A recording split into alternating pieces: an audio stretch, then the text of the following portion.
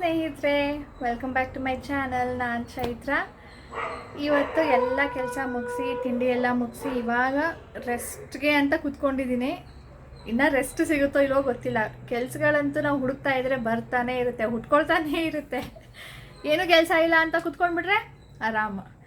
ಏನು ಮಾಡ್ತೀರಾ, ಮನೇಲಿ ಇದ್ಮೇಲೆ ಎಲ್ಲ ಕೆಲಸನೂ ಮಾಡಲೇಬೇಕು. ಈಗ ಯಾರೂ ಇಲ್ಲ ಮನೇಲಿ, ನಾನು ಒಬ್ಬಳೇ ಇದ್ದೀನಿ. ಲಾಕ್ಡೌನ್ ಆಗಿದೆ, ಎಲ್ಲರೂ ಎಲ್ಲಿ ಹೋದರು ಅಂತ ಕೇಳ್ಬೋದಲ್ವ ನೀವು. ಸಾನುಗೆ ಯಾಕೋ ಕಿವಿ ನೋವಂತೆ. ತುಂಬ ದಿನದಿಂದ ಹೇಳ್ತಾ ಇದ್ದಾಳೆ, ಒಂದು ವಾರ 10 ದಿನ ಆಯಿತು. ಅವಳು ನಾವು ಅವಾಯ್ಡ್ ಮಾಡಿದ್ವಿ, ಏನೋ ನೀರು ಹೋಗಿರ್ಬೇಕೇನೋ ಆಗಿರುತ್ತೆ ಅಂತ. ಅವಳು ನುಂಗಿದಾಗ ನೋವುತ್ತೆ, ಕೆಲವೊಂದು ಸಾರಿ ಮಾತಾಡಿದಾಗ ಕಿವಿಲಿ ಎಕೋ ಆಗುತ್ತೆ, ಆ್ಯಂಡ್ ನಿದ್ದೆ ಬಂದಾಗ ಆಕಳಿಕೆ ಮಾಡ್ತೀವಲ್ಲ ಆಗ ಕೂಡ ನೋವುತ್ತೆ ಅಥವಾ ಸೌಂಡ್ ಬರುತ್ತೆ. ಅದು ಒಂದೊಂದು ಸಾರಿ ಒಂದೊಂದು ಹೇಳ್ತಾ ಇದ್ಲು. ಕೋಲ್ಡು ಏನಾಗಿಲ್ಲ, ಶೀತ ಆದಾಗ ಆ ಥರ ಕಾಮನ್ನಾಗಿ ಆಗುತ್ತೆ.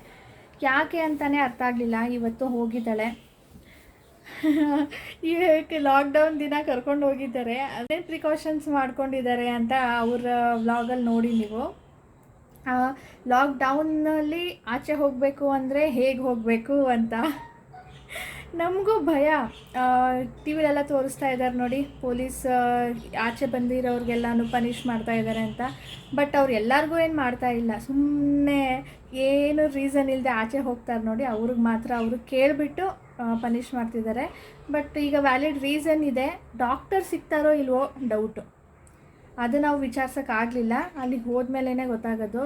ಹಾಸ್ಪಿಟಲ್ಸ್ ಎಲ್ಲ ಓಪನ್ ಇರುತ್ತೆ ಅಂತ ಹೇಳಿದ್ರಲ್ಲ, ಒಬ್ಬರಲ್ಲ ಒಬ್ಬರು ಡಾಕ್ಟರ್ ಸಿಗ್ತಾರೆ ಅಂತ ಹೋಗಿದ್ದಾರೆ. ನೋಡೋಣ, ಬಂದಮೇಲೆ ಗೊತ್ತಾಗುತ್ತೆ. ಸಾನುಗೆ ಮನೇಲಿ ಇದ್ದು ಎಷ್ಟು ಬೇಜಾರಾಗಿದೆ ಅಂದರೆ, ಹಾಸ್ಪಿಟಲ್ಗಂದರೆ ಖುಷಿಯಾಗಿ ಹೋಗ್ತಾ ಇದ್ದಾಳೆ. ಇಲ್ಲ ಅಂದರೆ ಅಮ್ಮ ಹಾಸ್ಪಿಟಲ್ ಬೇಡ ನನಗೆ ಅಂತ ಅಳವಳು. ನಡ ಯಾವಾಗ ಹೋಗೋಣ ಮಮ್ಮ ನೀನು ಬಾ. ಅವಳ ಎಕ್ಸೈಟ್ಮೆಂಟ್ ನೋಡಬೇಕಿತ್ತು, ಚೆನ್ನಾಗಿತ್ತು. ಬಾಯಿಗೆ ಒಂದು ಬಟ್ಟೆ ಕಟ್ಕೊಂಡು ಹೋಗಿದ್ದಾರೆ. ಸ್ಯಾನಿಟೈಸರ್ ಕೊಟ್ಟು ಕಳಿಸಿದ್ದೀನಿ, ನೀರು ಬಾಟ್ಲು ಕೊಟ್ಟಿದ್ದೀನಿ, ಎಲ್ಲ ಹೇಳಿದ್ದೀನಿ. ಅದರಿಂದ ಸ್ವಲ್ಪ ದೂರ ಇರು, ಏನಾದರೂ ಮುಟ್ಬಿಟ್ಟು ಕಣ್ಣಿಗೆ ಹಾಕ್ಕೊಳ್ಬೇಡ, ಮೂಗಿಗೆ ಹಾಕ್ಬೇಡ, ಬೆಟ್ಟನ ನಿಂದು ಕೈನ ಯೂಸ್ ಮಾಡಬೇಡ ಜಾಸ್ತಿ ಅಂತ ಹೇಳಿದ್ದೀನಿ. ಸ್ಯಾನಿಟೈಸರ್ ಕೊಟ್ಟಿದ್ದೀನಿ, ಹಚ್ಕೋ ಅವಾಗವಾಗ ಅಂತ. ಬಂದಮೇಲೆ ಗೊತ್ತಾಗುತ್ತೆ ಏನೇನು ಮಾಡಿದ್ರು ಅಂತ. ಈಗ ನಿಮ್ಮ ಜೊತೆ ನಾನೊಂದು ಸ್ಪೆಷಲ್ ರೆಸಿಪಿ ಶೇರ್ ಮಾಡ್ತೀನಿ. ಮಾವಿನಕಾಯಿ ಚಿತ್ರಾನ್ನ ನಮ್ಮನೇಲಿ ನಾವು ಹೇಗೆ ಮಾಡ್ತೀವಿ ಅಂತ ತೋರಿಸ್ತೀನಿ. ಟೇಸ್ಟಿಯಾಗಿರುತ್ತೆ, ನನಗೆ ತುಂಬ ಇಷ್ಟ. ಆದರೆ ಮಾವಿನಕಾಯಿ ಅಷ್ಟೊಂದು ರೆಗ್ಯುಲರಾಗಿ ಸಿಗೋದಿಲ್ವಲ್ಲ, ಅವು ಯಾವಾಗ ಸಿಗುತ್ತೋ ಅವಾಗಂತೂ ಫಾರ್ ಶೋರ್ ಮಾಡ್ತೀನಿ. ಯುಗಾದಿ ಹಬ್ಬಕ್ಕೆ ಮಾಡೇ ಮಾಡ್ತೀವಿ. ಅಂದರೆ ನಾವು ಬೇವು ಬೆಲ್ಲಾಗಿ ಕೂಡ ತರಬೇಕಲ್ವಾ. ಸರಿ, ನಾವು ಬೇವು ಬೆಲ್ಲ ಮಾಡಿಲ್ವಲ್ಲ, ತಿಂದಿಲ್ವಲ್ಲ, ಅದಕ್ಕೆ ಅವತ್ತೊಂದು ದಿನ ಮಾಡೋಕ್ಕಾಗಲಿಲ್ಲ. ಇವತ್ತು ಮಾಡಿದ್ದೀನಿ. ಸೊ ಟೇಸ್ಟಿಯಾಗಿರುತ್ತೆ, ಸಿಂಪಲ್ಲಾಗಿ ಡಿಫ್ರೆಂಟ್ ಟೇಸ್ಟ್. ಲೆಮನ್ ರೈಸ್ಗಿಂತ ಚೆನ್ನಾಗಿರುತ್ತೆ. ಒಂದು ಸಾರಿ ಟ್ರೈ ಮಾಡಿ, ಇವಾಗ ಶೇರ್ ಮಾಡ್ತೀನಿ. ನಾನು ತೋತಾಪುರಿ ಮಾವಿನಕಾಯಿ ಸಿಕ್ತು, ಅದನ್ನು ತುರ್ಕೊಳ್ತಾ ಇದ್ದೀನಿ. ಈ ಉಪ್ಪಿನಕಾಯಿಗೆ ಸಿಗುತ್ತಲ್ಲ, ಅದು ಹುಳಿ ಇರುತ್ತೆ, ಅದು ಚೆನ್ನಾಗಿರುತ್ತೆ. ಇದು ಸ್ವಲ್ಪ ಹುಳಿ ಕಡಿಮೆ ಇರುತ್ತೆ, ಸೊ ಖಾರ ಕಡಿಮೆ ಹಾಕ್ಕೊಳ್ಬೋದು. ಆ್ಯಂಡ್ ಮಾವಿನಕಾಯಿ ಜಾಸ್ತಿ ಹಿಡಿಸುತ್ತೆ. ಈಗ ನಾನು ಮೆಣಸಿನ್ಕಾಯಿ ಒಂದು 6 ಮೆಣಸಿನ್ಕಾಯಿ, ಅದ್ರ ಜೊತೆ ಒಂದು 10 ಇದನ್ನು 12 ಎಸಳು ಬೆಳ್ಳುಳ್ಳಿನ ಗ್ರೈಂಡ್ ಮಾಡ್ಕೊಳ್ತೀನಿ ಸಣ್ಣಕ್ಕೆ. ನೀರು ಹಾಕಬಾರ್ದು, ಹಾಗೆ ಗ್ರೈಂಡ್ ಮಾಡ್ಕೊಳ್ಬೇಕು. ಈಗ ಒಗ್ಗರಣೆಗೆ ಎಣ್ಣೆ ಸ್ವಲ್ಪ ಜಾಸ್ತಿ ಹಿಡಿಸುತ್ತೆ. ಸಾಸಿವೆ, ಕಡಲೆ ಬೀಜ, ಆ್ಯಂಡ್ ಇದಕ್ಕೆ ಕಡಲೆ ಬೇಳೆ ಹಾಕಬಾರ್ದು, ಉದ್ದಿನ ಬೇಳೆ ಹಾಕಬೇಕು, ಸ್ವಲ್ಪ ಚೆನ್ನಾಗಿರುತ್ತೆ. ಇದನ್ನು ಫ್ರೈ ಮಾಡ್ಕೊಳ್ಳೋಣ. ಫ್ರೈ ಆದಮೇಲೆ ಮೆಣಸಿನ್ಕಾಯಿ, ಕರಿಬೇವು, ಉದ್ದಿನ ಬೇಳೆನ ಕೊನೆಯಲ್ಲಿ ಹಾಕಬೇಕು, ಇಲ್ಲಾಂದರೆ ಇವಾಗಲೇ ಇದ್ರ ಜೊತೆನೇ ಹಾಕಿಬಿಟ್ರೆ ಅದು ಕಪ್ಪಗಾಗ್ಬಿಡುತ್ತೆ. ಎಲ್ಲ ಫ್ರೈ ಆದಮೇಲೆ ಹಾಕಬೇಕು. ಇದಕ್ಕೆ ಈರುಳ್ಳಿ ಹಾಕೋ ಹಾಗಿಲ್ಲ, ಡೈರೆಕ್ಟ್. ಈಗ ನಾವು ಇದಕ್ಕೆ ಮೆಣಸಿನ್ಕಾಯಿ ಹಾಕ್ಕೊಳ್ಳೋಣ. ಮೆಣಸಿನ್ಕಾಯಿ ಏನು ರುಬ್ಬಿಟ್ಕೊಂಡಿದ್ದೀವಿ ನೋಡಿ, ಮೆಣಸಿನ್ಕಾಯಿ ಮತ್ತು ಬೆಳ್ಳುಳ್ಳಿ, ಅದನ್ನು ಇದಕ್ಕೆ 1 ನಿಮಿಷದಷ್ಟು ಫ್ರೈ ಮಾಡಿಕೊಂಡು ಆಮೇಲೆ ನಾವು ತುರ್ಕೊಂಡಿರೋ ಮಾವಿನ ಕಾಯನ್ನು ಇದಕ್ಕೆ ಹಾಕ್ಕೊಳ್ಬೇಕು. ಇದು ಸ್ವಲ್ಪ ಹಸಿ ವಾಸನೆ ಹೋಗೋ ತನಕ ಬೆಳ್ಳುಳ್ಳಿ ಬೇಕಿದ್ರೆ ನೀವು ಜಜ್ಜಿ ಕೂಡ ಹಾಕ್ಕೊಳ್ಬೋದು. ನಾನು ಮೆಣಸಿನ್ಕಾಯಿನ ರುಬ್ಬಿ ಹಾಕ್ಕೊಂಡೆ, ಯಾಕಂದರೆ ಅಷ್ಟೊಂದು ಖಾರ ಇರಲಿಲ್ಲ. ಅದು ಖಾರ ಇಲ್ಲದೇ ಇರೋ ಟೈಮಲ್ಲಿ ನೀವು ರುಬ್ಬಿ ಹಾಕ್ಕೊಳ್ಳಿ. ಸ್ವಲ್ಪ ಜಾಸ್ತಿ ಹಾಕಬೇಕು ಅನ್ನೋದ್ರ ಬದಲು ಸ್ವಲ್ಪ ಅಡ್ಜಸ್ಟ್ ಆಗುತ್ತೆ. ಈಗ ಅದು ಫ್ರೈ ಆದಮೇಲೆ ಅಂದರೆ ಸ್ವಲ್ಪ ಹಸಿ ವಾಸನೆ ಹೋದ್ಮೇಲೆ ಈ ಮಾವಿನಕಾಯಿನ ತುರ್ಕೊಂಡಿದ್ದೀನಲ್ಲ, ಇದು ಹಾಕಿದ್ದೀನಿ. ಇದು ಜಸ್ಟ್ 3 ಜನಕ್ಕೆ ಆಗುತ್ತೆ. ಇದನ್ನು ನೀವು ಮಾಡಿ ಬೇಕಿದ್ರೆ 2-3 ಡೇಸ್ ಕೂಡ ಇಟ್ಕೊಳ್ಬೋದು, ಜಾಸ್ತಿ ಒಟ್ಟಿಗೆ ಮಾಡಿಬಿಟ್ಟು. ಇದು ಎಷ್ಟೊತ್ತು ಫ್ರೈ ಮಾಡಬೇಕು ಅಂದರೆ ಸ್ವಲ್ಪ ಕಲರ್ ಚೇಂಜ್ ಆಗುತ್ತೆ. ಈಗ ಫುಲ್ ಗ್ರೀನಿಶ್ ಇದೆ ನೋಡಿ, ಈಗ ಸ್ವಲ್ಪ ಯೆಲ್ಲೋಯಿಶಿಗೆ ಬಂತು, ಸ್ವಲ್ಪ ಕಲರ್ ಡಿಮ್ ಆಯಿತು. ಅಲ್ಲಿ ತನಕ ಫ್ರೈ ಮಾಡಿಕೊಂಡ್ರೆ ಸಾಕು. ಕೊನೆಯಲ್ಲಿ ಇದಕ್ಕೆ ಉಪ್ಪು ಮಿಕ್ಸ್ ಮಾಡಿಕೊಂಡು ಕೊತ್ತಂಬರಿ ಸೊಪ್ಪು ಹಾಕ್ಕೊಳ್ಬೇಕು. ಕೊತ್ತಂಬರಿ ಸೊಪ್ಪು ಇವಾಗ ಸಿಗ್ತಾ ಇಲ್ಲ, ಅದಕ್ಕೆ ನಾನು ಹಾಕಿಲ್ಲ. ಕಲರ್ಗೋಸ್ಕರ ಸ್ವಲ್ಪ ಅರಿಶಿನ. ಎಷ್ಟು ಚೆನ್ನಾಗಿರುತ್ತೆ ಅಂತೀರಾ. ನಮ್ಮ ಮನೇಲಿ ಯುಗಾದಿ ಹಬ್ಬದ ದಿನ ಇದನ್ನು ಯಾವಾಗಲೂ ತಪ್ಪದೇ ಮಾಡ್ತೀವಿ. ಈ ಸರಿ ಮಿಸ್ ಆಯಿತು, ಆದರೂ ಪರವಾಗಿಲ್ಲ, ಇವಾಗ ಸಿಕ್ತು ಅಂದ್ಬಿಟ್ಟು ಇವಾಗ ಮಾಡಿದ್ದೀನಿ. ನಮ್ಮಲ್ಲಿ ಎಲ್ಲರಿಗೂ ಇಷ್ಟ, ಸಾನುಗೂ ತುಂಬ ಇಷ್ಟ ಆಯಿತು. ಕೊನೆಯಲ್ಲಿ ಸ್ವಲ್ಪ ಕೊಬ್ಬರಿ ತುರಿನ ಹಾಕ್ಕೊಂಡಿದ್ದೀನಿ. ಇದ್ರ ಜೊತೆ ಕೊತ್ತಂಬರಿ ಸೊಪ್ಪು ಕೂಡ ಹಾಕ್ಕೊಳ್ಬೇಕು. ಕೂತ್ಕೊಂಡು ಬೇಜಾರಾಗ್ತಾ ಇದೆ. ಇಷ್ಟು ದಿನ ರಾಜೇಶು ಮನೇಲಿ ಇರ್ತಾಯಿದ್ರು, ಸಾನೂ ಇರ್ತಾಯಿದ್ಲು. ಅಭ್ಯಾಸ ಆಗಿಬಿಟ್ಟು ನಂಗೆ ಒಬ್ಬಳಿಗೆ ಬೇಜಾರಾಗ್ತಾಯಿದೆ. ಹೋಗಿ ಮಲ್ಕೊಂಡ್ಬಿಡ್ಲಾ ಅನ್ನಿಸ್ತಾ ಇದೆ. ಏನೋ ಅಡುಗೆ ಆ್ಯಕ್ಚುಲಿ ಏನು ಮಾಡೋ ಹಾಗಿಲ್ಲ. ನೆನ್ನೆ ಸ್ವಲ್ಪ ಇದೆ, ಅದಕ್ಕೇ ಚಪಾತಿನೋ ರೊಟ್ಟಿ ಅಥವಾ ಸಾನಿಗೆ ಸ್ವಲ್ಪ ಅನ್ನ ಬೇಕು, ಮಾಡಿದ್ರೆ ಆಗಿಬಿಡುತ್ತೆ. 12:45 ಆಗ್ತಾಯಿದೆ. ಅವ್ರ ದಿನ ಪತ್ತೆ ಇಲ್ಲ, ಏನಾಗಿದೆಯೋ ಏನೋ. ನಾನು ಫೋನು ಕೂಡ ಮಾಡಿಲ್ಲ. ರಾಜೇಶ್ ಟಿ ವಿ ಹಾಕಿದ್ರು, ಅದು ಹಾಗೆ ಇದೆ. ನಾನು ಚೇಂಜು ಮಾಡಿಲ್ಲ, ಸೌಂಡು ಕೊಟ್ಟಿಲ್ಲ. ಸ್ವಲ್ಪ ವೀಡಿಯೋಸ್ ನೋಡ್ತಾ ಇದ್ದೆ. ಸಾನೂದು ಒಂದು ಎಡಿಟ್ ಮಾಡಬೇಕಿತ್ತು, ಅದನ್ನು ಮಾಡ್ತಾಯಿದ್ದೆ. ಹೀಗೆ ಆಯಿತು. ನಿಮ್ಗೊಂದು ಸಜೆಷನ್ ಕೇಳೋಣ ಅಂತ ಅಂದ್ಕೊಂಡೆ. ಏನಂದರೆ, ನನ್ನ ವೀಡಿಯೋಸಲ್ಲಿ ನಾನು ಏನು ತೋರಿಸ್ತಾ ಇದ್ದೀನೋ, ನಾನು ಡೈಲಿ ವ್ಲಾಗ್ ಮಾಡ್ತಾ ಇರೋದ್ರಿಂದ ನನ್ನ ಡೈಲಿ ವ್ಲಾಗ್ಸಲ್ಲಿ ಅಥವಾ ಡೈಲಿ ರುಟೀನಲ್ಲಿ ಏನಂತಾರೆ, when I come across something, ಅದು ಕಿಚನ್ ಟಿಪ್ಸ್ ಆಗಿರ್ಬೋದು, ಹೇರ್ ಕೇರ್ ಆಗಿರ್ಬೋದು, ಸ್ಕಿನ್ ಕೇರ್ ಆಗಿರ್ಬೋದು, ಫ್ಯಾಷನ್ ರಿಲೇಟೆಡ್ ಆಗಿರ್ಬೋದು, ಬಟ್ಟೆಗಳ ಚೂಸ್ ಮಾಡೋದು ಅದು ಇದು, ಅಥವಾ ಕ್ಲೀನಿಂಗ್ ಟಿಪ್ಸ್ ಏನಾದ್ರೂ ನನ್ನ ದಿನ ಮಾಡೋ ರುಟೀನಲ್ಲಿ ಏನಾದರೂ ಬಂದಾಗ ಅದು ನಿಮ್ಮ ಜೊತೆ ಶೇರ್ ಮಾಡ್ತೀನಿ. ಯಾವುದಾದ್ರೂ ರೆಸಿಪೀಸ್ ಅಂತೂ ಶೇರ್ ಮಾಡೇ ಮಾಡ್ತೀನಿ. ಸೊ ಇದು ಬಿಟ್ಟು ಅಥವಾ ನಿಮಗೆ ಇದರಲ್ಲಿ ತುಂಬ ಇಷ್ಟ ಆಗುವಂಥದ್ದು ಯಾವುದು, ಇದು ನಿಮ್ಮ ಡೈಲಿ ವ್ಲಾಗಲ್ಲಿ ಇರಲೇಬೇಕು ಅನ್ನೋ ಥರ, ಎಕ್ಸ್ಕ್ಯೂಸ್ ಮೀ. ಆ್ಯಂಡ್ ಇದು ಬಿಟ್ಟು ನಾನು ಏನೇನು ನಿಮ್ಮ ಜೊತೆ ಶೇರ್ ಮಾಡ್ತಾ ಇದ್ದೀನೋ ಅದು ಬಿಟ್ಟು ನಿಮ್ಗೆ ಇನ್ನೇನಾದರೂ ಆ್ಯಡ್ ಮಾಡಬೇಕು, ನಿಮ್ಮ ವ್ಲಾಗ್ಸಲ್ಲಿ ಇದ್ರ ಬಗ್ಗೆ ಇನ್ಫೋ ಕೊಡಿ ಅಂತ ಏನಾದರೂ ಹೇಳೋ ಹಾಗಿದ್ದರೆ ಪ್ಲೀಸ್ ಸಜೆಸ್ಟ್ ಮಾಡಿ. ಯಾಕಂದರೆ ನಾನು ನನ್ನ ಡೈಲಿ ರುಟೀನನ್ನು ನಿಮ್ಮ ಜೊತೆ ಶೇರ್ ಮಾಡ್ತಾ ಇದ್ದೀನಿ, ಅದು ನಿಮಗೆ ಯೂಸ್ ಆಗ್ತಾ ಇದೆಯಾ, something are the other way ನಿಮಗೆ ಇಷ್ಟ ಆಗ್ತಾ ಇದೆಯಾ ಅನ್ನೋದನ್ನು ನಾನು ನಿಮಗೆ ತಿಳ್ಕೊಳ್ಬೇಕು ಈಗ. ಸೊ ಪ್ಲೀಸ್ ನನಗೆ ಕಮೆಂಟ್ ಮಾಡಿ, ಸಜೆಷನ್ ಕೊಡೋ ಹಾಗಿದ್ದರೆ ಕೊಡಿ. ಆ್ಯಂಡ್ ಮೊದಲೇ ಹೇಳಿದಾಗೆ ನಿಮಗೆ ಯಾವುದು ತುಂಬ ಇಷ್ಟ, ನಿಮ್ಮ ವ್ಲಾಗ್ಸಲ್ಲಿ ಇದು ಇರಲೇಬೇಕು ಅಂತ ಸಜೆಸ್ಟ್ ಮಾಡ್ತಿರೋ ಅದನ್ನು ಕೂಡ ನನಗೆ ಪ್ಲೀಸ್ ತಿಳಿಸಿ. ಫೋನ್ ಮಾಡ್ತೀನಿ ಮೊದಲು ಸಾನು ಮತ್ತು ರಾಜೇಶ್ಗೆ ಎಲ್ಲಿದ್ದಾರೆ ಅಂತ. ಎಲ್ಲಿದೆಯಾ ಸಾನು?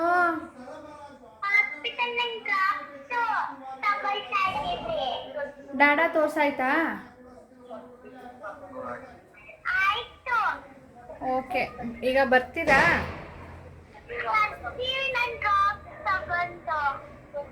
ಸರಿ, ಬೇಗ ಬನ್ನಿ. Snacks time. ಹಾಲು ಜೊತೆ ಇದು ರಾಜೇಶ್ ಕೂಡ ಇರೋದ್ರಿಂದ ಅವ್ರಿಗೂ, ಅಂದರೆ ಇವತ್ತು 3 ಜನ ಒಂದರಲ್ಲಿ ಶೇರ್ ಮಾಡ್ಕೊಂಡು ತಿಂತಾಯಿದ್ದೀವಿ. ಇದು ಮನೆಯಲ್ಲಿ ಮಾಡ್ಕೊಂಡಾಗ ಚೆನ್ನಾಗಿರುತ್ತೆ. ಆಚೆ ಸ್ವಲ್ಪ ಒಣಗೋಗಿರೋದು, ಗಟ್ಟಿ ಇರೋದೆಲ್ಲ ಇರುತ್ತೆ. ನಮ್ಗೆ ಹೇಗೆ ಬೇಕೋ ಹಾಕಿ ತೊಗೊಂಡು ಮನೆಯಲ್ಲಿ ಮಾಡ್ಕೊಳ್ಬೋದು. ಈ ಥರ ತುಂಬ ಈಸಿ. ಬಟ್ ಉರಿಯೋದಕ್ಕೆ ಸ್ವಲ್ಪ ಟೈಮ್ ಹಿಡಿಸುತ್ತೆ. ಈಗ ತಿರುಗಿಸಿ ಉರಿತಾ ಇರಬೇಕು. ನೀವೆಲ್ಲ ಸಂಜೆಗೆ ಏನೇನು ಸ್ನ್ಯಾಕ್ಸ್ ಮಾಡ್ತಾಯಿದ್ದೀರಾ? ಏನಾದರೂ ಹೊಸ ಸ್ನ್ಯಾಕ್ಸ್ನ ನೀವು ಟ್ರೈ ಮಾಡಿದರೆ ನನಗೂ ಹೇಳಿ, ನಾನು ಕೂಡ ಟ್ರೈ ಮಾಡ್ತೀನಿ. ಈಗ ಇದಕ್ಕೆ ಹುರಿದಾದ್ಮೇಲೆ ಬೆಣ್ಣೆ ಹಚ್ತಾಯಿದ್ದೀನಿ. ಬೆಣ್ಣೆ ಮಾತ್ರ ತುಂಬ ಫ್ಲೇವರ್ ಕೊಡುತ್ತೆ. ಚಿಕ್ಕ ಮಕ್ಕಳಿಗೆ ಈ ಥರ ಬೆಣ್ಣೆ ಹಾಕ್ಬಿಟ್ಟು ನಾನೀಗ ಉಪ್ಪು ಖಾರ ಎರಡೂ ಹಾಕ್ತೀನಿ.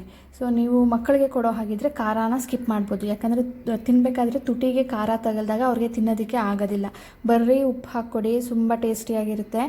ನಮ್ಮ ಮನೆಯಲ್ಲಿ ಎಲ್ಲರಿಗೂ ಇಷ್ಟ. ರಾಜೇಶ್ಗಂತೂ ಬಟರ್ ಫ್ಲೇವರ್ ಚೆನ್ನಾಗಿದೆ ಅಂತ ಅವರು ಎಂಜಾಯ್ ಮಾಡ್ತಾರೆ. ಸಾನುಗಂತೂ ಫುಲ್ ಹೋಲ್ ಕೊಟ್ಬಿಟ್ರು ಸಾಕು, ಖುಷಿಯಾಗಿ ತಿಂದುಬಿಡ್ತಾಳೆ. ಆದರೆ ತುಂಬ ಕಪ್ ಮಾಡೋದಕ್ಕೆ ಹೋಗಬೇಡಿ. ಕಪ್ಪಿದ್ರೆ ಅದು ಬಾಯಿಗೆ ಕೈಗೆ ಎಲ್ಲನೂ ಅಂಟುತ್ತೆ, ಟೇಸ್ಟು ಸ್ವಲ್ಪ ಚೇಂಜ್ ಆಗುತ್ತೆ. ಸ್ವಲ್ಪ ಮೈಲ್ಡಾಗಿ ಹುರಿದ್ಬಿಟ್ಟು ಈ ಥರ ಬಟರ್, ಉಪ್ಪು, ಖಾರ ಅಷ್ಟು ಹಚ್ಚಿದ್ರೆ ಟೇಸ್ಟಿಯಾಗಿರುತ್ತೆ. ಆಚೆ ಸಿಗೋದಕ್ಕಿಂತನೂ ಚೆನ್ನಾಗಿರುತ್ತೆ. ಯಾವುದ್ರಿ ಮೂವಿ ಇದು? ಕನ್ನಡ ಹಾಕಿದ್ದೀರಾ? ದಿಯಾನ? ಯಾವುದಿದು ಕೇಳೇ ಇಲ್ಲ. ನೋಡಿದ್ವಿ.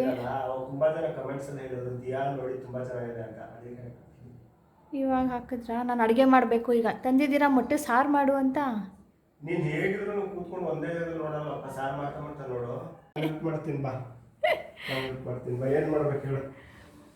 ಏನು ಮಾಡಬೇಕು? ಅದನ್ನು ಮಾಡಿಕೊಡಿ. ನಾನಿಲ್ಲಿ ಇದು ಮಾಡ್ತಾ ಇದ್ದೀನಿ.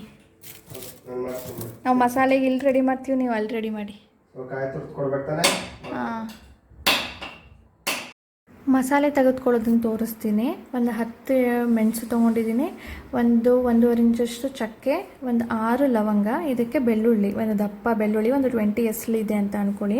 ಈ ಮೆಷರ್ಮೆಂಟ್ ನಾನು ನಿಮಗೆ ಹೇಳ್ತಾ ಇದ್ದೀನಿ. ಇದು ಚಿಕನ್ ಸಾರಿಗಾದರೂ ಹಾಕ್ಕೊಳ್ಬೋದು, ಅಥವಾ ವೆಜ್ ಕಾಳುಗಳು ಸಾರು ಮಾಡ್ಕೊಳ್ತೀವಲ್ಲ ಆವಾಗ ಕೂಡ ನಾನು ಇದೇ ಸೇಮ್ ಮೆಷರ್ಮೆಂಟಲ್ಲೇ ಎಲ್ಲ ಸಾರಿಗೂ ಪ್ರಿಪೇರ್ ಮಾಡ್ಕೊಳ್ಳೋದು. ಇದನ್ನೀಗ ಒಂದು ಕಾಲು ಸ್ಪೂನ್ ಅಥವಾ ಅರ್ಧ ಸ್ಪೂನಷ್ಟು ಎಣ್ಣೆ ಹಾಕ್ಬಿಟ್ಟು ಫ್ರೈ ಮಾಡ್ಕೊಳ್ತೀನಿ. ಸ್ವಲ್ಪ ಹಸಿ ವಾಸನೆ ಹೋಗುತ್ತೆ. ಇದು ಗೋಲ್ಡನ್ ಕಲರ್ ಟರ್ನ್ ಆದಮೇಲೆ ಅರ್ಧ ಬಟ್ಲಷ್ಟು ಈರುಳ್ಳಿನ ಕಟ್ ಮಾಡ್ಕೊಂಡಿರೋ ಈರುಳ್ಳಿ ಹಾಕ್ಕೊಳ್ತೀನಿ. ಇದು ಕೂಡ ಸ್ವಲ್ಪ ಫ್ರೈ ಆಗಬೇಕು, ಹಾಫ್ ಕುಕ್ ಆಗಬೇಕು. ಹಾಫ್ ಕುಕ್ ಆದಮೇಲೆ 1 ಬಟ್ಲಷ್ಟು ತೆಂಗಿನ ತುರಿನ ಹಾಕ್ಕೊಳ್ತೀನಿ. ಕೊಬ್ಬರಿ ಹಾಕ್ಕೊಳ್ತಾ ಇಲ್ಲ, ಫ್ರೆಶ್ಲಿ ಗ್ರೇಟೆಡ್ ಕೋಕೋನಟ್, ಇದಕ್ಕೆ 2 ಸ್ಪೂನಷ್ಟು ಧನಿಯಾ. ಇದನ್ನೆಲ್ಲ ನಾವು ಮಾಯಿಶ್ಚರ್ ಕಂಟೆಂಟ್ ಹೋಗೋ ತನಕ ಸಣ್ಣ ಉರಿಯಲ್ಲಿ ಫ್ರೈ ಮಾಡ್ಕೊಳ್ಬೇಕು. ಕಪ್ಪಗಾಗೋದಕ್ಕೆ ಬಿಡಬಾರ್ದು. ಅದು ಸಣ್ಣ ಉರಿಯಲ್ಲೇ ಹುರಿದಾಗ ಅದ್ರ ವಾಸನೆ ಕೂಡ ಚೆನ್ನಾಗಿ ಬರುತ್ತೆ. ಇದಕ್ಕೆ ಒಂದು ಅಥವಾ 1.5 ಇಂಚಷ್ಟು ಶುಂಠಿ ಮತ್ತು ಒಂದು ಅರ್ಧ ಸ್ಪೂನಷ್ಟು ಅರಿಶಿನ ಪುಡಿನ ಹಾಕಿ ಫ್ರೈ ಮಾಡ್ಕೊಂಡು, ಈಗ ನಾನು ಮಸಾಲೆ ಮಾಡ್ಕೊಂಡಲ್ಲ ಅದೇ ಪ್ಯಾನಲ್ಲಿ ಎಣ್ಣೆ ಹಾಕ್ಕೊಂಡು ಈರುಳ್ಳಿ ಹಾಕ್ಕೊಳ್ತೀನಿ. ಬಿಸಿ ಆದಮೇಲೆ ಅದನ್ನು ನಾನು ತಣ್ಣಗಾದ್ಮೇಲೆ ಮಿಕ್ಸಿ ಮಾಡ್ಕೊಂಡಿದ್ದೀನಿ. ಮಸಾಲೆನ ತುಂಬ ಕೇರ್ಫುಲ್ಲಾಗಿ ಸಣ್ಣ ಉರಿಯಲ್ಲಿ ಫ್ರೈ ಮಾಡ್ಕೊಳ್ಳಿ, ಇಲ್ಲಾಂದರೆ ಅದರ ಮಸಾಲೆದು ಟೇಸ್ಟ್ ಚೆನ್ನಾಗಿ ಬರೋದಿಲ್ಲ. ಈಗ ಇದಕ್ಕೆ ಆ ಎಣ್ಣೆಗೆ ನಾನು ರೆಡ್ ಚಿಲ್ಲಿ ಪೌಡರ್ನ ಎಷ್ಟು ಬೇಕೋ ಖಾರಕ್ಕೆ ಅಷ್ಟನ್ನು ಹಾಕ್ಕೊಂಡಿದ್ದೀನಿ. ಇದ್ರ ಜೊತೆನೇ ಟೊಮ್ಯಾಟೊ ಕೂಡ ಹಾಕ್ಕೊಳ್ಬೇಕು, ನಾನು ಮಿಸ್ ಮಾಡಿದ್ದೀನಿ. ಟೊಮ್ಯಾಟೊನ ಕೂಡ ಫ್ರೈ ಆದಮೇಲೆ ಈ ಮಸಾಲೆನ ಆ್ಯಡ್ ಮಾಡ್ಕೊಳ್ಬೇಕು. ಮಸಾಲೆ ಎಷ್ಟು ತೆಳ್ಳಬೇಕು ಅಷ್ಟು ನೀರನ್ನು ಹಾಕಿ ಅದಕ್ಕೆ ಉಪ್ಪು ಹಾಕಿಬಿಟ್ಟು ನಾವೀಗ ಕುದಿಸ್ಕೊಳ್ಬೇಕು. ಇದು ಮೇಲ್ಗಡೆ ಏನು ನೊರೆ ಕಾಣ್ತಾ ಇದೆ ನೋಡಿ, ಅದು ಹೋಗೋ ತನಕ ಕುದಿಸ್ಕೊಳ್ಬೇಕು. ಅದು ಕುದಿ ಬರಬೇಕಾದ್ರೆ ನಾನು ಕೊತ್ತಂಬರಿ ಸೊಪ್ಪನ್ನ ಕೂಡ ಆ್ಯಡ್ ಮಾಡಿದ್ದೀನಿ. ಈಗ ನೋಡಿ ಆ ನೊರೆ ಎಲ್ಲ ಹೇಗೆ ಕಲರ್ ಚೇಂಜ್ ಆಗಿದೆ ಅಂತ ಈ ಥರ ಆಗಬೇಕು. ಸ್ವಲ್ಪ ಮಟ್ಟಿಗೆ ಎಣ್ಣೆ ಬಿಟ್ಟಿರಬೇಕು. ಈಗ ನಾನು ಒಂದು ಸಾರಿ ಕೈ ಆಡಿಸ್ಬಿಟ್ಟು ಇದಕ್ಕೆ ಮೊಟ್ಟೆನ ಆ್ಯಡ್ ಮಾಡ್ತಾಯಿದ್ದೀನಿ. ನಾನು ಪ್ಯಾನ್ ತೊಗೊಂಡಿರೋ ರೀಸನ್ನು ಅಗ್ಲಕ್ಕೆ ಮೊಟ್ಟೆ ಒಂದ್ರ ಮೇಲೊಂದು ಕೂತ್ಕೊಳ್ಬಾರ್ದು, ಫ್ರೀಯಾಗಿ ಕುಕ್ ಆಗಬೇಕು ಅಂತ. ನಾನು ಸಜೆಸ್ಟ್ ಮಾಡೋದು ಹೀಗೇ, ಅಗಲ ಇರೋ ಪಾತ್ರೆನ ತೊಗೊಳ್ಳಿ ಅಥವಾ ಈ ಥರ ಪ್ಯಾನನ್ನು ತೊಗೊಳ್ಳಿ. ಪಕ್ಕ ಹಾಕ್ತಾ ಬನ್ನಿ, ತುಂಬ ಹತ್ತಿರ ಹಾಕಬೇಡಿ, ತುಂಬ ಅಂಟ್ಕೊಂಡಂಗೆ ಆಗುತ್ತೆ, ಇಲ್ಲಾಂದರೆ ಅದು ಬೇಯೋದಕ್ಕೆ ಜಾಗನೇ ಸಿಗೋದಿಲ್ಲ. ಈಗ ಇದನ್ನೆಲ್ಲ ಆ್ಯಡ್ ಮಾಡಿಬಿಟ್ಟು ಸಣ್ಣ ಉರಿಯಲ್ಲಿ ಒಂದು ಪ್ಲೇಟನ್ನು ಮುಚ್ಚಿಬಿಟ್ಟು 5 ಮಿನಿಟ್ಸ್ ಬೇಯಿಸ್ಕೊಳ್ಬೇಕು. ಆಡಿಸ್ಬಾರ್ದು. ಮೊಟ್ಟೆ ಹಾಕಿದ್ಮೇಲೆ ದಪ್ಪ ಉರಿನೂ ಮಾಡಬಾರ್ದು, ಸ್ಪೂನ್ ಕೂಡ ಆಡಿಸ್ಬಾರ್ದು. ಆಫ್ಟರ್ 5 ಮಿನಿಟ್ಸ್ ನಿಮಗೆ ಗೊತ್ತಾಗುತ್ತೆ ಕುಕ್ ಆಗಿದೆಯೋ ಇಲ್ವೋ ಅಂತ. ಕುಕ್ ಆಗಿಲ್ಲ ಅನ್ನೋ ಹಾಗಿದ್ರೆ ನೀವು ಅದನ್ನು ಮುಟ್ಲೂಬೇಡಿ. ನೋಡಿ ಮೇಲ್ಗಡೆ ಎಷ್ಟು ಚೆನ್ನಾಗಿ ಫುಲ್ ಎಣ್ಣೆ ಬಿಟ್ಕೊಂಡಿದೆ ಆ್ಯಂಡ್ ಕುಕ್ ಆಗಿದೆ ಅಂತ ಕಾಣಿಸ್ತಾ ಇದೆ. ನಾವು ಹಾಕಿದಾಗ ಹೇಗಿತ್ತು ಇವಾಗ ಹೇಗಿದೆ. ಈಗ ಇದು ತಳ ಕೂತ್ಕೊಂಡಿರುತ್ತೆ ಅಂತ ನಾನು ಸ್ವಲ್ಪ ಆಡಿಸ್ತಾ ಇದ್ದೀನಿ. ಎಷ್ಟು ಡೆಲಿಕೇಟಾಗಿ ಮಾಡಿದೆ ಆದ್ರೂ ಸ್ವಲ್ಪ ಹೊಡೆದೋಗಿರೋ ಥರ ಆಯಿತು. ವೆರಿ ಕೇರ್ಫುಲಿ ತಳದಿಂದ ಬಿಡಿಸ್ಬೇಕು ಅಷ್ಟೇ. ಅದಾದಮೇಲೆ ಇನ್ನೂ ಒಂದು ಸ್ವಲ್ಪ ಕುಕ್ ಆಗಬೇಕು ಅಂತ ಅನ್ನಿಸ್ತು. ಅದಕ್ಕೆ ಒಂದು ಪ್ಲೇಟ್ ಮುಚ್ಚಿ ಇನ್ನೂ ಒಂದು 5 ನಿಮಿಷ ಸಣ್ಣ ಉರಿ ಮಾಡಿ ಬಿಟ್ಟೆ. ಇಲ್ಲಾಂದರೆ ಒಂದು 2 ಮಿನಿಟ್ಸ್ ಆದರೂ ಬಿಟ್ಟರೆ ಸಾಕಾಗುತ್ತೆ. ಆಮೇಲೆ ಬಿಸಿ ಇರುತ್ತಲ್ಲ ಅದೇ ಬಿಸಿಗೆ ಚೆನ್ನಾಗಿ ಕುಕ್ ಆಗುತ್ತೆ. ಒಂದು 2-3 ನಿಮಿಷ ಆದಮೇಲೆ ನಾನು ಆಫ್ ಮಾಡಿಬಿಟ್ಟೆ. ಫುಲ್ ತಣ್ಣಗಾಗೋ ತನಕ ಬಿಟ್ಟು ಇವಾಗ ತೆಗಿತಾ ಇದ್ದೀನಿ. ನೋಡಿ ಎಷ್ಟು ಚೆನ್ನಾಗಿ ಫುಲ್ ಎಣ್ಣೆ ಬಿಟ್ಟಿದೆ, ಎಷ್ಟು ಗಟ್ಟಿಯಾಗಿದೆ ಅಂತ. ನಾವು ದಪ್ಪ ಉರಿ ಮಾಡಿಬಿಟ್ರೆ ಹೊಡೆದೋಗುತ್ತೆ, ಹಾಕಾದಮೇಲೆ ಆಡಿಸಿದ್ರೆ ಹೊಡೆದೋಗುತ್ತೆ. ಸೊ ಹಾಗಾಗಿ ನಾನು ಹೇಗೆ ಹೇಳಿದ್ನೋ ಅದೇ ಥರ ಕೇರ್ಫುಲ್ಲಾಗಿ ಮಾಡಿ ತುಂಬ ಚೆನ್ನಾಗಿ ಬರುತ್ತೆ.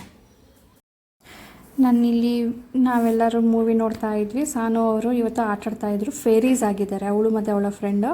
ಫೇರೀಸ್ ಅಂದರೆ ಮ್ಯಾಜಿಕ್ ಮಾಡೋರು. ಬಂದುಬಿಟ್ಟು ಮಮ್ಮ ವಾಟ್ ಡು ಯು ವಾಂಟ್, ನಾನು ಮ್ಯಾಜಿಕ್ ಮಾಡ್ತೀನಿ ಅಂದ್ಲು. ನಾನಂದೆ ಪಾತ್ರೆ ತುಂಬ ಇದೆ ಅದನ್ನೆಲ್ಲ ಮ್ಯಾಜಿಕ್ ಮಾಡಿ ಒಳಗಡೆ ಎಲ್ಲ ಎತ್ತಿಡೋ ಥರ ಮಾಡಿ ಅಂತ. ಸೊ ಅವರಿಬ್ಬರು ಆವ್ರಾ ಕಡಾವ್ರಾ ಅಂತ ನಾನು ಸುಮ್ಮನೆ ಹೇಳ್ತಾರೆ ಅಂದ್ಕೊಂಡೆ. ಬಟ್ ರಿಯಲ್ಲಾಗಿ ಎಲ್ಲನೂ ಎತ್ತಿ ಒಳಗಡೆ ಸೇರಿಸ್ತಾಯಿದ್ರು. ಸೇರಿಸಾದ್ಮೇಲೆ ನನಗೆ ಬಂದು ಹೇಳಿದ್ಲು, ಮಮ್ಮ ನೋಡು ಮ್ಯಾಜಿಕ್ ಎಲ್ಲನೂ ಎತ್ತಿಟ್ಬಿಟ್ಟಿದ್ದೀವಿ ಅಂತ. ತುಂಬ ಈ ಥರ ಇಮಿಟೇಷನ್ ಥರ ಆಟಾಡ್ತಾರೆ. ಅಂದರೆ ಶಾಪಿಂಗ್ ಹೋಗೋದು ಅಥವಾ ಮೇಕಪ್ ಮಾಡೋದು, ಈ ಥರ ಫೇರೀಸ್ ಆಗೋದು, ಈ ಥರ ಎಲ್ಲ ಆಟಾಡ್ತಾ ಇರ್ತಾರೆ. ಈಗ ಈ ವಿಡಿಯೋನ ಇಲ್ಲಿಗೆ ಎಂಡ್ ಮಾಡ್ತೀನಿ ಸ್ನೇಹಿತರೆ. ಬೆಳಗ್ಗೆಯಿಂದ ನಮ್ಮ ರಾತ್ರಿ ತನಕದ ದಿನ ಹೀಗಿತ್ತು. ಹೋಪ್ ನಿಮಗೆ ಇಷ್ಟ ಆಗಿದೆ ಅಂತ. ಎಸ್ಪೆಷಲಿ ಚಿಕನ್ ಬದಲು ನೀವು ಈ ಥರ ಮೊಟ್ಟೆ ಸಾರನ್ನು ಮಾಡ್ಕೊಳ್ಬೋದು. ನಿಮ್ಗೆ ಇಷ್ಟ ಆಗಿದ್ದರೆ ಪ್ಲೀಸ್ ಲೈಕ್ ಮಾಡಿ ಹೇಳಿ ಮೊಟ್ಟೆ ಸಾರು ಇಷ್ಟ ಆಯಿತು ಅಂತ. ನೀವು ಕೂಡ ಒಂದು ಸಾರಿ ಟ್ರೈ ಮಾಡಿಬಿಟ್ಟು ಹೇಗೆ ಬಂದಿತ್ತು ಅಂತ ತಿಳಿಸಿ. ಸೊ ನೀವೇನಾದರೂ ಸಬ್ಸ್ಕ್ರೈಬ್ ಮಾಡದೆ ನೋಡ್ತಾ ಇದ್ದರೆ ಪ್ಲೀಸ್ ಸಬ್ಸ್ಕ್ರೈಬ್ ಮಾಡಿಕೊಂಡು ಬೆಲ್ ಬಟನ್ನ ಕ್ಲಿಕ್ ಮಾಡಿ. ಬಾಯ್ ಸ್ನೇಹಿತರೆ.